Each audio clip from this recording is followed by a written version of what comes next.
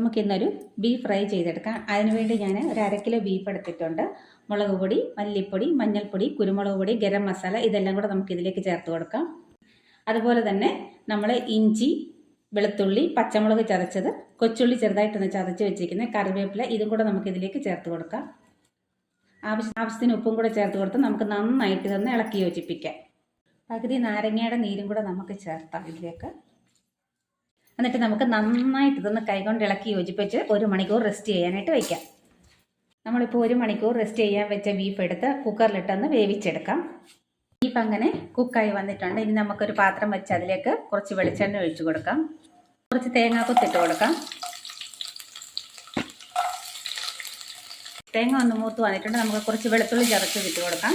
കൂടെ തന്നെ കുറച്ച് കറിവേപ്പില ഇട്ട് കൊടുക്കാം.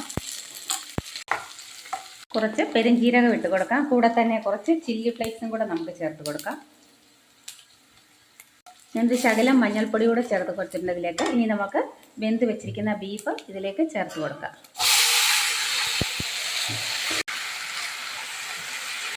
നമുക്ക് കുറച്ച് കുരുമുളക് പൊടി കൂടി ചേർത്ത് കൊടുക്കാം.